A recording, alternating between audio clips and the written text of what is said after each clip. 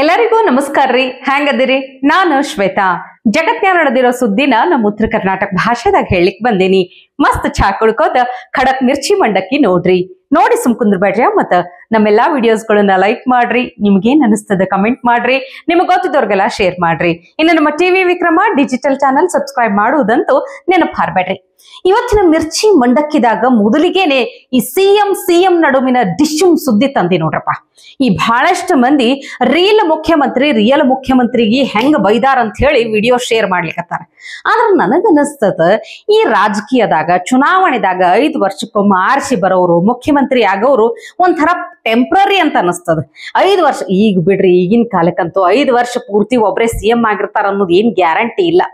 ನನಗನ್ನಿಸ್ತದ ಈ temporary ಸಿಎಂಗ permanent CM ಆಗಿರುವಂತವ್ರು ತಮ್ಮ ಮಾತಿನ ಮೂಲಕನೇ ಹೆಂಗ ಚಾಟಿ ಬೀಸ್ಯಾರ ಅನ್ನೋದು ನೋಡ್ಬೇಕು ನೀವು. ನೋಡ್ರಿ, ಕನ್ನಡ ಶಾಲೆಗಳು ಅಭಿವೃದ್ಧಿ ಮಾಡ್ತೀನಿ ಅಂತ ಸಿದ್ದರಾಮಯ್ಯನವರು ಮಾತಾಡ್ತಾರ. ಆದ್ರ ಮುಖ್ಯಮಂತ್ರಿ ಚಂದ್ರು ಹೇಳ್ತಾರ ಕನ್ನಡ ಶಾಲೆಗಳು ಅಭಿವೃದ್ಧಿ ಮಾಡ್ತೀನಿ ಅಂತ ಒಂದ್ ಕಡೆ ಹೇಳ್ತಾರ. ಆದ್ರೆ ಏನಿಲ್ಲ ಅಂದ್ರೂ ಒಂದು 60,000 ಶಿಕ್ಷಕರ ನೇಮಕಾತಿ ಆಗಿಲ್ಲ, ಹುದ್ದೆ ಖಾಲಿ ಅದ. ಹೋಗ್ಲಿ ಭರ್ತಿ ಮಾಡ್ತಾರ, ಅದು ಇಲ್ಲ. ಈ ರೊಕ್ಕ ಇಲ್ಲ, ಶಿಕ್ಷಕರ ನೇಮಕ ಮಾಡ್ಲಿಕ್ಕೆ ರೊಕ್ಕ ಇಲ್ಲ, ನೇಮಕ ಮಾಡೋದಿಲ್ಲ, ಶಿಕ್ಷಕರ ಹುದ್ದೆ ಭರ್ತಿ ಮಾಡೋದಿಲ್ಲ ಅಂತಾರ.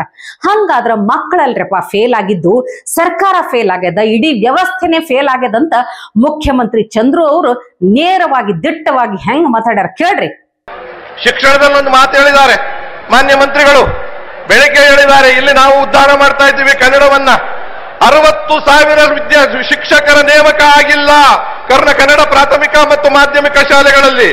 ಮಾಧ್ಯಮದಲ್ಲಿ ಶಿಕ್ಷಕರೇ ಇಲ್ಲದೆ ಇದ್ದಾಗ ಶಿಕ್ಷಣದ ಉದ್ಧಾರ ಹೇಗಾಗುತ್ತೆ?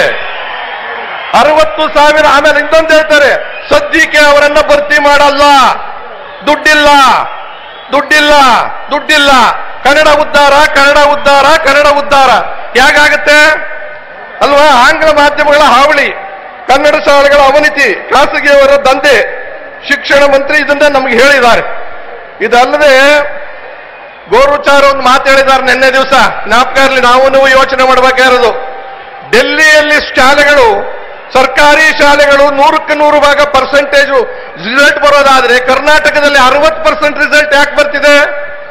ವ್ಯವಸ್ಥೆ ಇಲ್ಲ, ಸ್ಕೂಲ್ಗಳಿಲ್ಲ, ಬಿಲ್ಡಿಂಗ್ ಇಲ್ಲ, ಮೇಸ್ಟ್ರ್ ಇಲ್ಲ, ಟೀಚರ್ ಇಲ್ಲ. ಖಾಸಗಿಯಲ್ಲಿ ದುಡ್ಡು ಕೊಟ್ಟು ಓದ್ತಾರೆ, ಅವರು ಪಾಸ್ ಆಗ್ತಾರೆ.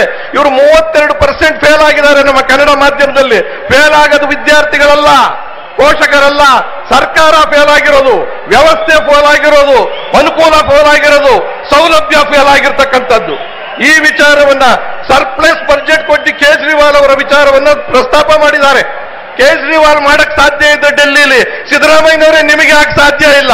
ಸಿದ್ದರಾಮಯ್ಯನ ಮಂತ್ರಿಮಂಡಲದಲ್ಲಿ ನಿಮಗೆ ಯಾಕೆ ಸಾಧ್ಯ ಇಲ್ಲ? ಹೇಳಿದ ಮಾತಂತೆ ನಡೆಯಕ್ಕೆ ಸರ್ಕಾರದ ರಿಸಲ್ಟ್ಗಳು ನೋಡಿ. ನಾವು ಮಕ್ಕಳ ಮೇಲೆ ಹಾಕ್ತೀವಿ ಫೇಲ್ ಆದ್ರು ಅಂತ. ಸ್ಕೂಲ್ ಇಲ್ಲ, ಬಿಲ್ಡಿಂಗ್ ಇಲ್ಲ, ಕಟ್ಟಡ ಇಲ್ಲ, ಮೇಸ್ಟ್ರ್ ಇಲ್ಲ, 60,000. ಅವ್ರು ಯಾವ ರೀತಿ ಮಾರ್ಕ್ಸ್ ತೆಗಿಬೇಕು? ಸರ್ಕಾರಿ ಶಾಲೆಯಲ್ಲಿ 35% ತಗೊಂಡವನೇ 100ಕ್ಕೆ 100 ತಗೊಂಡಂಗೆ ಅನುಕೂಲ ಇಲ್ಲದೆ ತಗೊಂಡಿರ್ತಾರೆ ಅವರು. ನೀವು ಅದನ್ನು ಯೋಚನೆ ಮಾಡಬೇಕಾಗಿದೆ. ಫೇಲ್ ಆಗಿರೋ ನೀವು ಹುಡುಗರ ಕಾರಣ ಅಲ್ಲ, ಪೋಷಕರ ಕಾರಣ ಅಲ್ಲ, ಮತ್ತೆ ವ್ಯವಸ್ಥೆ ಕಾರಣ ಅಲ್ರಿ. ಹುಡುಗರು ಫೇಲ್ ಆಗ್ತಾರಲ್ಲ, ನೀವು ಸ್ಕೂಲ್ ಸರಿಯಾಗಿ ಇಟ್ಟಿದ್ರೆ ಹುಡುಗರು ಯಾಕೆ ಫೇಲ್ ಆಗ್ತಿದ್ರು? ಯೋಚನೆ ಮಾಡ್ಬೇಕಲ್ವಾ?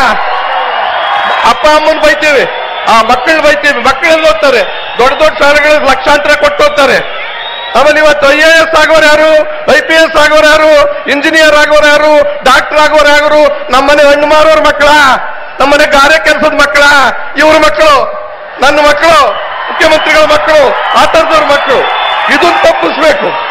ನಮ್ಮಲ್ಲಿ ಜ್ಞಾನ ಇಲ್ವಾ, ಬುದ್ಧಿ ಇಲ್ವಾ? ನಮ್ಮ ವಿದ್ಯಾರ್ಥಿಗಳಿಗೆ ಬುದ್ಧಿ ಇದೆ, ದುಡ್ಡಿಲ್ಲ. ಅದನ್ನ ಸರಿ ಮಾಡಿದ್ರೆ ಮಾತ್ರ ತಕ್ಷಣ ಶಾಖೆ ಅನುಕೂಲ ಆಗುತ್ತೆ. ಅವ್ರ ಮಾತನ್ಯಾಗ ಒಂದ್ ಏನಂದ್ರ ನೋಡ್ರಿ, ಅಲ್ಲೇ ಸ್ಟೇಜ್ ಮೇಲೆ ಇದ್ದಂತಹ ಶಾಸಕ ಚಲುವರಾಯಸ್ವಾಮಿ ಅವರು ಕಣ್ಸನ್ನೆ ಮೂಲಕ ಬ್ಯಾಡ ಬಿಡ್ರಿ, ಸರ್ಕಾರಕ್ಕೆ ಹಿಂಗೆಲ್ಲ ಬೈಬೇಡ್ರಿ ಅಂತ ಹೇಳಿಕತ್ತಿದ್ರು. ಆದ್ರ ಮುಖ್ಯಮಂತ್ರಿ ಚಂದ್ರು ಅವ್ರೇನ್ ತಡಿಲಿಲ್ಲ, ನಿಂದಿರ್ಲಿಲ್ಲ.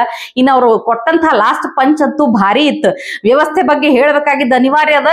ಈ ಸ್ಟೇಜ್ ಮೇಲೆ ಇದ್ದವರೆಲ್ಲ ಬಾಳ ಚಲೋ ಅದಾರ, ಇವ್ರು ನನ್ನ ಮಾತನ್ನ ಸಿದ್ದರಾಮಯ್ಯ ಅವ್ರಿಗೆ ತಲುಪಿಸಿದ್ರು ಸಾಕು, ಇಲ್ಲಂದ್ರ ಊಟನೂ ಹಾಕ್ಲಾರ್ದೆ ಕಳಿಸಿ ಬಿಡ್ತಾರೇನು ಅಂತ ಭಾರಿ ಪಂಚ ಕೊಟ್ರು ನೋಡ್ರಿ. ಇಲ್ಲಿ ಕನ್ನಡ ಉದ್ಧಾರ ಮಾಡಬೇಕು. ಆ ಕಾರಣದಿಂದ ಅವರ ಮಾತು ಕೇಳಿದ್ರೆ ಸ್ವಲ್ಪ ನಂಬಿಸಿ ಮಾತಾಡಿದ್ದಕ್ಕೆ ಕ್ಷಮೆ ಇರಲಿ. ಇಲ್ಲಿ ತಗೊಳ್ಳುವ ನಿರ್ಣಯ ನೆಕ್ಸ್ಟ್ ಇಯರ್ ಆಗೋದಾದ್ರೆ ನಿಮಗೆ ಮತ ಕೊಡ್ತೀವಿ ಅಂತ ಹೇಳಿ, ಇದ್ರ ಮತ ಕೊಡೋದಿಲ್ಲ, ನಾವು ಇದನ್ನ ಹೀಗೆ ಸಾಯಿಸಬೇಕಾಗುತ್ತೆ ಅನ್ನೋ ಮಾತನ್ನು ಹೇಳ್ತಾ, ಇದು ಮಾನ್ಯ ಮುಖ್ಯಮಂತ್ರಿಗಳಿಗೆ ಇವ್ರ ಮುಖೇನ ತಲುಪಲಿ. ಇವರೆಲ್ಲ ಒಳ್ಳೆಯವರು, ತುಂಬಾ ಒಳ್ಳೆಯವರು. ಅದ್ರ ಬಗ್ಗೆ ಹೇಳುತ್ತೆ. ಯಾಕೆ ತಾರೀಕಿಂದ ತಿರ್ಗಾ ನಾನು ಮನೆಗೆ ಹೋಗ್ಬೇಕಲ್ಲ, ಈಗ ಊಟನೂ ಕೊಡದೆ ಕಳಿಸ್ಬಿಟ್ಟಾರ. ಬಹಳ ಇಷ್ಟ ಆಯ್ತು ಅವ್ರ ಮಾತು. ಇಂಥದೊಂದು ಸಾಹಿತ್ಯ ಸಮ್ಮೇಳನದಂತಹ ವೇದಿಕೆದಾಗ ಹಿಂಗ ನೇರವಾಗಿ ದಿಟ್ಟವಾಗಿ ಸರ್ಕಾರದ ವಿರುದ್ಧ ಆಗ್ಲಿ ಸಮಸ್ಯೆಗಳು ವ್ಯವಸ್ಥೆಗಳ ವಿರುದ್ಧ ಮಾತಾಡೋರು ಬೇಕು ನೋಡ್ರಪ್ಪ. ಇನ್ನ ಕೇಂದ್ರ ಗೃಹ ಮಂತ್ರಿ ಅಮಿತ್ ಶಾ ಅವರು ಅಂಬೇಡ್ಕರ್ ಅವ್ರ ಬಗ್ಗೆ ಅನ್ಬಾರ್ದು ಅಂದಾರ ಅಂತ ಹೇಳಿ ಕಾಂಗ್ರೆಸ್ನವರು ಬೈದಾಡ್ಕೊಂಡು ತಿರ್ಗಾಡ್ಲಿಕ್ಕತ್ತಿದ್ದು ಹೊಸ ವಿಷಯನಲ್ಲ ನೋಡ್ರಿ. ಸಂವಿಧಾನದ 75ನೇ ವರ್ಷಾಚರಣೆ ಟೈಪ್ನಾಗ ಪ್ರಧಾನಿ ಮೋದಿ ಮತ್ತು ಕೇಂದ್ರ ಗೃಹ ಮಂತ್ರಿ ಅಮಿತ್ ಶಾ ಅವರು ಕಾಂಗ್ರೆಸ್ ಪಕ್ಷನ ಶಿಸ್ತು ತರಾಟೆಗೆ ತಗೊಂಡು ಬೈದಿದ್ರು. ನೆಹರು ಕಾಲದಿಂದ ಇಂದಿರಾ ಗಾಂಧಿ ಕಾಲದ ತನಕ ಸಂವಿಧಾನಕ್ಕೆ ಹೆಂಗೆಲ್ಲ ಹಿನ್ನಡೆ ಆಗ್ಯದ, ಅಂಬೇಡ್ಕರ್ ಅವರನ್ನ ಹೆಂಗೆಲ್ಲ ನಡೆಸ್ಕೊಂಡಿದ್ರು ಅಂತ ಎಲ್ಲಾ ಮಾತಾಡಿದ್ರು. ಅಷ್ಟೇ ಅಲ್ಲ, ಈ ಕಾಂಗ್ರೆಸ್ ನಾಯಕರು ತಮಗೆ ಎಷ್ಟು ಬೇಕು ಅಷ್ಟೇ ವಿಡಿಯೋನ ಎಡಿಟ್ ಮಾಡಿ ಹಿಂಗೆಲ್ಲ ಸುಮ್ನ ಆರೋಪ ಮಾಡ್ಲಿಕತ್ತಾರ ಅಂತ ಹೇಳಿ ಬಿಜೆಪಿದವ್ರು ಹೇಳಿದ್ರು. ಬಿಡ್ರಿ, ಕಾಂಗ್ರೆಸ್ನವರ ನೆಗೆಟಿವ್ ವಿಷಯಗಳನ್ನ ತಪ್ಪು ಕೆಲಸಗಳನ್ನ ಬಿಜೆಪಿ ಅವ್ರು ಹೇಳುದು ದೊಡ್ಡ ವಿಷಯ ಅಲ್ಲ, ಅದ ಅವ್ರ ಕರ್ತವ್ಯ, ಹೇಳ್ಕೊತ ಹೋಗ್ತಾರ, ವಿರೋಧ ಮಾಡ್ತಾರ. ಆದ್ರ ಡಾಕ್ಟರ್ ಅಂಬೇಡ್ಕರ್ ಅವ್ರ ಕಡೀಸ್ ಟೈಮ್ನಾಗ, ಅವ್ರು ತೀರ್ ಹೋಗುವಂತ ಟೈಮ್ನಾಗ ಆಗಿರ್ಬಹುದು, ನೆಹರು ಅವ್ರು ಎಷ್ಟು ತ್ರಾಸ್ ಕೊಟ್ರು, ಅವ್ರದೊಂದು ಅಂತ್ಯಕ್ರಿಯೆಗೆ ಒಂದು ಚಲೋ ವ್ಯವಸ್ಥೆ ಆಗಿನ ಭಾರತ ಸರ್ಕಾರ ಮಾಡ್ಲಿಲ್ಲ ಅಂತ ಹೇಳಿ ನೊಂದು ಹೇಳಿದವ್ರು ಯಾರು ಗೊತ್ತಾ? ಬೇರೆ ಯಾರ ಹೇಳಿದ್ರು ಒಂದ್ ಮಾತು, ಆದ್ರ ಅವ್ರದೇ ಕಾಂಗ್ರೆಸ್ ಪಕ್ಷದ ಹಿರಿಯ ನಾಯಕ ಮಾಜಿ ಸಭಾಪತಿ ಆಗಿದ್ದಂತ ರಮೇಶ್ ಕುಮಾರ್ ಅವರು ಮಾತಾಡಿದ ವಿಡಿಯೋ ಈಗ ವೈರಲ್ ಆಗ್ಲಿಕ್ಕತ್ತದ. ಕೇಳ್ರಿ ಒಂದ್ಸಲ ಅವ್ರ ಮಾತು. ಯಾವ ಯಾವ ರೀತಿಯ ಚಾರಿತ್ರಿಕ ಅಪರಾಧಗಳು ನಡೆದೋಗಿದ್ದಾವೆ ಈ ದೇಶದಲ್ಲಿ ನೋಡಿ. 14th October 1956 ಬೌದ್ಧ ಧರ್ಮವನ್ನು ಸ್ವೀಕಾರ ಮಾಡ್ತಾರೆ, 56 ಅಲ್ಲಿ ಪ್ರಾಣ ಬಿಡ್ತಾರೆ.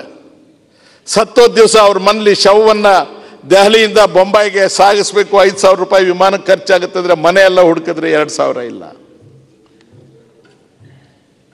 ನನಗೆ ಗೊತ್ತಿಲ್ಲ, ಫ್ಯಾಕ್ಟ್ಸ್ ನನ್ನ ಹತ್ರ ಇಲ್ಲ.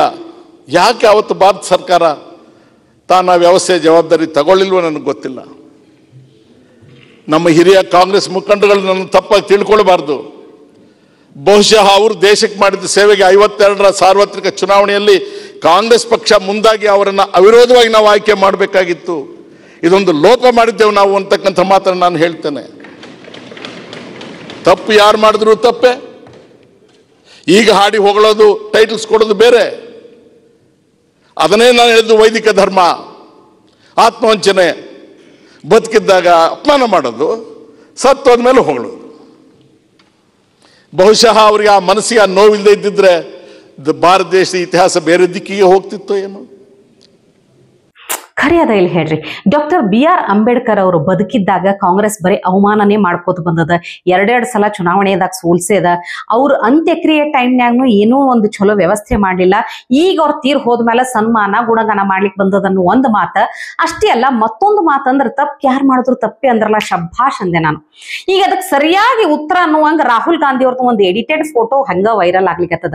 ನಮ್ಮ ಪಕ್ಷ ಡಾಕ್ಟರ್ ಅಂಬೇಡ್ಕರ್ ಅವರನ್ನ 2 ಸಲ ಚುನಾವಣೆದಾಗ ಸೋಲ್ಸೇದ. ಅವ್ರ ಅಂತ್ಯಕ್ರಿಯೆ ನಾವು ಜಾಗಾನೂ ಕೊಟ್ಟಿಲ್ಲ. ಆದ್ರೆ ಇವತ್ತು ನಾವು ಅದೇ ಅಂಬೇಡ್ಕರ್ ಅವ್ರ ಫೋಟೋ ಹಿಡಿದು ಮೊಸಳೆ ಕಣ್ಣೀರ್ ಸುರಿಸ್ಲಿಕ್ಕತ್ತೀವಿ, ಹೆಂಗೆ ನಾವು ಅಂತ ರಾಹುಲ್ ಗಾಂಧಿ ಕೇಳ್ದಂಗಾಗ್ಯದ. ಇವ್ರು ಹೆಂಗ್ ಅಂತ ನೀವು ಕಮೆಂಟ್ ಮಾಡಿ ತಿಳಿಸ್ರಲ್ಲ. ಹಿಂಗೆ ಕಣ್ಣು ಆಡಿಸ್ತಿದ್ದಾಗ ಮತ್ತೊಂದು ಹಳಿ ವಿಡಿಯೋ ಕಣ್ಣಿಗೆ ಬಿತ್ತು ನೋಡ್ರಪ್ಪ. ಈ ನಮ್ಮ ಕರ್ನಾಟಕ ವಿಧಾನಸಭಾ ಕ್ಷೇತ್ರದಾಗ ಮಂಗಳೂರಿನ ಶಾಸಕರದಾರ ನೋಡ್ರಿ, ಮೊದಲು ಉಳ್ಳಾಲ ಅಂತಿದ್ರಲ್ಲ, UT ಖಾದರ್ ಅವರು ಹೋದ ವರ್ಷದಿಂದ ವಿಧಾನಸಭೆ ಸ್ಪೀಕರ್ ಆಗಿ ಸೇವೆ ಸಲ್ಲಿಸ್ಲಿಕತ್ತಾರ. ಅವರು ಸ್ಪೀಕರ್ ಆಗಿ ಬಹಳ ಚಲೋ ಕೆಲಸ ಮಾಡ್ಲಿಕತ್ತಾರ. ಅದ್ರ ಬಗ್ಗೆ ನಾವು ಬಹಳಷ್ಟು ಸಲ ನಮ್ಮ ಮಿರ್ಚಿ ಮಂಡಕ್ಕಿ ಕಾರ್ಯಕ್ರಮದಾಗೆ ಹೇಳಿವಿ. ಆದ್ರೆ ಮೋಸ್ಟ್ಲಿ ಸ್ಪೀಕರ್ ಆದ ಟೈಮ್ನಾಗ ಮಾತಾಡಿದಂತ ಅನಿಸ್ತದ. ಅವ್ರದ್ದೊಂದು ಹಳಿ ವಿಡಿಯೋ, ಅವ್ರು ಮಾತಾಡಿರುವಂತಹ ಹಿಂದಿನ ನೋಡಿ. ಈಗ ಬೆಂಗಳೂರಾಗ ಕನ್ನಡ ಮತ್ತು ಇಂಗ್ಲಿಷ್ ಮಿಕ್ಸ್ ಮಾಡಿ ಮಾತಾಡ್ತಾರ, ಕಂಗ್ಲೀಷ್ ಅಂತೀವಿ. ಆದ್ರೆ UT ಖಾದರ್ ಅವರು ಮಾತಾಡಿದಂತ ಈ ವಿಡಿಯೋ ನೋಡಿ, ಅದನ್ನೇನು ಕಂದಿ ಅಂತ ಅನ್ಬೇಕಾ, ಹಿನ್ನಡ ಅಂತ ಅನ್ಬೇಕು, ಯಾವ ಭಾಷೆ ಅಂತ ಗೊತ್ತಾಗ್ಲಿಲ್ಲ. ಒಂದ್ಸಲ ಅವ್ರು ಮಾತಾಡಿದ್ ಕೇಳ್ಕೊ ಬರ್ರಿ. मुझे अच्छा लग रहा हूँ. अमर में क्या विश्वास कर रहे हैं, विश्वास के अनुगुणವಾಗಿ हम काम करके सबका विश्वास लेकर ये बुद्ध का गौरव गंध कापड़ करने का प्रयत्न मैं करता हूँ. मुझे बहुत अच्छा लगा है. यंग एज में एक बहुत बड़ा जॉबदार मिला है. हमारा हमको भी सीखने का बहुत है इसमें. असेंबली कार्यकलाप क्या है वो चलाने से, और मुझे भी सीखना है. हमारा पॉलिटिकल कैरियर और हमारा व्यक्तित्व भी इम्प्रूवमेंट करना है. अभी है हमारा अवकाश है प्रथम बार. ये स्पीकर हर समय नहीं मिलता, इसीलिए हमने स्पीकर पोस्ट अभी ले लिया है. ಆದ್ರೂ ಯುಟಿ ಖಾದರ್ ಅವರ ಕನ್ನಡ ಭಾಷಾ ಪ್ರೇಮ ಮೆಚ್ಚಬೇಕು ನೋಡ್ರಿ. ಅವರು ತಮಗೇ ಆದಂತಹ ಒಂದು ಕಂಫರ್ಟ್ ಝೋನ್ಯಾಗ ಈ ಜವಾಬ್ದಾರಿ ಅನ್ನೋದನ್ನ, ಅವಕಾಶ ಅನ್ನೋದನ್ನ ಸ್ವಲ್ಪ ಹಿಂಗ ವ್ಯಂಜನ ಮಾಡಿ ತಾವ ಒಂದು ಹೊಸ ಹಿಂದಿ ತಯಾರಿಸ್ಯಾರ. ಖುಷಿ ಆಯ್ತು, ಏನೋ ಒಂಥರ ಅವ್ರ ಮಾತು ಕೇಳಿ ಇದು ಹೊಸ ಹಿಂದಿ ಅಂತ ಅನಿಸ್ತು. ಈಗ ಬಹಳಷ್ಟು ಮಂದಿ ಶೋಭಕ್ಕನ ಹಿಂದಿ ಮಾತು ಕೇಳಿ ಟ್ರೋಲ್ ಮಾಡ್ತಿದ್ರು, ಶೋಭಕ್ಕನ ಹಿಂದಿ ಹೆಂಗಂತ ಹೇಳಿ. ಇವ್ರು ಶೋಭಕ್ಕನ ಹೆಡ್ ಮಾಸ್ಟರ್ ಅಂದ್ರೆ ತಪ್ಪ ಅನ್ಸಲ್ ನೋಡ್ರಪ್ಪ. ಚಲೋ ಐತಿಲ್ರಿ, ಇದು ಹೆಂಗೈತೆ ಅಂತ ಕಮೆಂಟ್ ಮಾಡಿ ತಿಳಿಸ್ರಿ. ಲಾಸ್ಟಿಗೆ ಒಂದು ಭಾರಿ ಟ್ರೋಲ್ ಆಗುವಂತಹ ವಿಡಿಯೋ ತಂದಿನಿ. ಈಗ ಕರ್ನಾಟಕದಾಗ ಸದ್ಯಕ್ಕೆ ಟ್ರೆಂಡ್ ಆಗಿರೋದು ಏನು? ಬಿಗ್ ಬಾಸ್ ರಿಯಾಲಿಟಿ ಶೋ ಎಲ್ಲರೂ ನೋಡ್ತಿರ್ತಾರ. ಬಣ್ಣದ ಲೋಕ ಮನರಂಜನೆ ಕ್ಷೇತ್ರಕ್ಕೆ ಬಂದಾಗ ಆ ಬಿಗ್ ಬಾಸ್ ಭಾರಿ ಫೇಮಸ್. ಆದ್ರ ರಾಜಕೀಯದಾಗ ಸದ್ಯಕ್ಕೂ ಯಾರು ಬಿಗ್ ಬಾಸ್ ಅಂತ ಹೇಳಿ ಇಲ್ಲಿ ಒಬ್ರು ಇನ್ನೊಬ್ರು ತಮ್ಮ ಬಾಸ್ ಬಗ್ಗೆ ಬಹಳ ಚಂದ ಹೊಗಳಾರ, ಹಾಡಿ ಹೊಗಳಾರ. ನೋಡಿ ಬರ್ರಿ ಅದು. ಸ್ಕ್ಯಾಮ್ಗೆ ಬಾಸ್ ನಮ್ ಸಿದ್ದು ಬಾಸ್, ಕರಪ್ಷನ್ಗೆ ಬಾಸ್ ನಮ್ ಸಿದ್ದು ಬಾಸ್. ಇವರು ಕರಪ್ಷನ್ ಅಲ್ಲಿ ಎಕ್ಸ್ಪರ್ಟು, ನೆನಪಿರ್ಲಿ. ಇವ್ರ ಹತ್ರ ಕೆಲಸ ಆಗ್ಬೇಕಂದ್ರೆ ಕಾಸ್ ತನ್ರಿ. ಇವರು ಕರಪ್ಷನ್ ಅಲ್ಲಿ ಎಕ್ಸ್ಪರ್ಟು, ನೆನಪಿರ್ಲಿ. ಇವ್ರ ಹತ್ರ ಕೆಲಸ ಆಗ್ಬೇಕಂದ್ರೆ ಕಾಸ್ ತನ್ರಿ. ದುಡ್ಡಿಲ್ದೆ ಬರ್ಬೇಡ ಇವ್ರ ಹತ್ರ, ದುಡ್ಡಿಲ್ದೆ ಬರ್ಬೇಡ ಇವ್ರ ಹತ್ರ. ನಿನ್ನ ದಿಕ್ಕಪಾಲಾಗಿ ಓಡಿಸ್ತಾರೆ ಮಿತ್ರ, ನಿನ್ನ ದಿಕ್ಕಪಾಲಾಗಿ ಓಡಿಸ್ತಾರೆ ಮಿತ್ರ. ಮೋಸ್ಟ್ ಕರಪ್ಟ್ ಲೀಡರ್ ಬರ್ತಾವ್ರೆ ದಾರಿ ಬಿಡಿ, ಮೋಸ್ಟ್ ಕರಪ್ಟ್ ಲೀಡರ್ ಬರ್ತಾವ್ರೆ ದಾರಿ ಬಿಡಿ. ಯಾರೇ ಅಡ್ಡ ಸಿಕ್ಕರು ಇವ್ರಿಗೆ ಪುಡಿ ಪುಡಿ. ಸ್ಕ್ಯಾಮ್ಗೆ ಬಾಸ್ ನಮ್ ಸಿದ್ದು ಬಾಸ್, ಕರಪ್ಷನ್ಗೆ ಬಾಸ್ ನಮ್ ಸಿದ್ದು ಬಾಸ್. ನೋಡ್ರಿ ಹೆಂಗದ, ಹಗರಣದ ಬಿಗ್ ಬಾಸ್ ಅಂತ, ಭ್ರಷ್ಟಾಚಾರದ ಬಿಗ್ ಬಾಸ್ ಅಂತ. ಅದು ಯಾರು? ಜಮೀರ್ ಅಹಮದ್ ಖಾನ್ ಸಿದ್ದರಾಮಯ್ಯನವರಿಗೆ ಹಾಡಿ ಹೊಗಳುದಂತ. ಅವ್ರ ಕ್ರಿಯೇಟಿವಿಟಿಗೆ ಮೆಚ್ಚಬೇಕು ಬಿಡ್ರಿ. ಇದ್ರ ಬಗ್ಗೆ ನಿಮ್ಗೆ ಏನ್ ಅನಿಸ್ತು? ಇನ್ನು ಯಾರೆಲ್ಲ ಯಾವ್ದಕ್ ಬಿಗ್ ಬಾಸ್ ಆಗಿರ್ತಾರ ಅಂತ ಕಮೆಂಟ್ ಮಾಡಿ ತಿಳಿಸ್ರಲ್ಲ. ಇವತ್ತಿಗೆ ಸುದ್ದಿ ಸಾಕಲ್ಲ, ನಾಳೆ ಇಂಥವೇ ಮತ್ತೊಂದಷ್ಟು ಸುದ್ದಿ ತರ್ತೀನಿ. ಚಾ ಇಟ್ಕೊಂಡು ಮಿರ್ಚಿ ಮಂಡಕ್ಕಿ ನೋಡ್ಲಿಕ್ಕೆ ಕಾಯ್ಕೊಂಡಿರ್ರಿ. ಟಿವಿ ವಿಕ್ರಮ, ದೇಶ ನಿಮ್ಮ ಕೈಯಲ್ಲಿ. ಈ ಕಾರ್ಯಕ್ರಮ ನಿಮಗೆ ಇಷ್ಟ ಆಗಿದ್ದಲ್ಲಿ ಲೈಕ್, ಶೇರ್ ಹಾಗೂ ಕಮೆಂಟ್ ಮಾಡಿ. ಟಿವಿ ವಿಕ್ರಮದ ಕಾರ್ಯಕ್ರಮಗಳನ್ನು ನಿರಂತರವಾಗಿ ವೀಕ್ಷಿಸಲು ಸಬ್ಸ್ಕ್ರೈಬ್ ಮಾಡಿ, ಬೆಲ್ ಐಕನ್ ಒತ್ತಿ.